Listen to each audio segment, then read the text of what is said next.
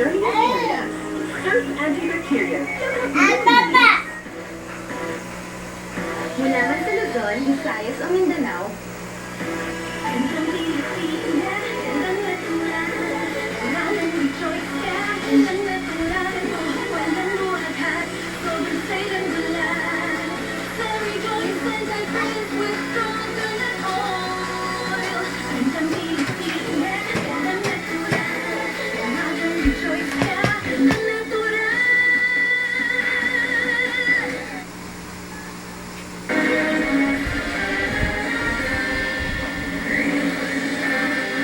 Sa bayan ng Palumpon sa Leyte ang mga residente sa langit kung mamingwit.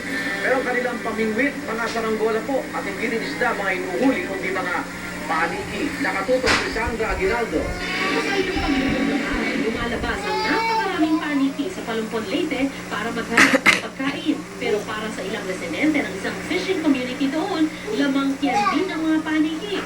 Paglubog na ng araw, naglalabasan ng mga itim na saranggolang pinabitan ng mga pangkawit o hook.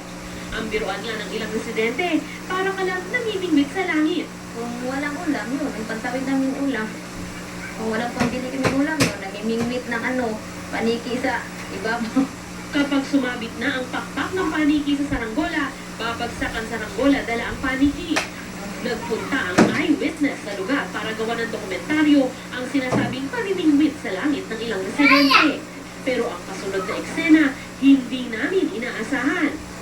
Ayon sa mga kabataang nakausap namin, ginagawa nila ito para may maiulam. Di ba madumi yung paniki? Hindi na. Bakit? Pag mo nasabing malinis ang paniki? Butas kasi ang ginakain nila eh. Endangered species ang giant fruit bat na matatagpuan sa lugar na ito. Kaya maraming residente ng Palumpon ang tutol sa panguhuli ng paniki, lalo pat isang tourist destination, ang Tabok Bird and Fish Sanctuary na tinitirhan ng mga paniki. Nangako naman ang lokal na pamahalaan na paiigtingin pa ang pagbabantay para mapangalagaan ang mga paniki. Sandra Aguinaldo, nakatutok, 24 oras. Hindi na iwasan maglabas sa sama ng loob si Anneli Arroyo matapos na mabigong pauwi sa Pilipinas ang labinang asawang si Congressman Iggy Arroyo. Mula sa Makati City, nakatutok live si Maris Kuman. Idaliw siya ng si Ginang Anneli Arroyo nang humarap siya sa media ngayong gabi. Plansyado na raw kasi sana ayon sa Philippine Embassy sa London ang pag-uwi niya sa bangkay ng kanyang lumang asawa na si Representative Iggy Arroyo. Pero pagdating niya doon ay pinigilan siya ng kinakasama ng lumang kongresista na si Grace Ibuna na i-release sa kanya na punerarya ang bangkay nito. Naiyak si Anneli Arroyo dahil pinalalaban umano sa ilang balita na hindi niya inalagaan ng gusto ang kanyang asawa. Pagmula raw na ikasal sila noong 1994, minahal niya ng gusto si Congressman Iggy.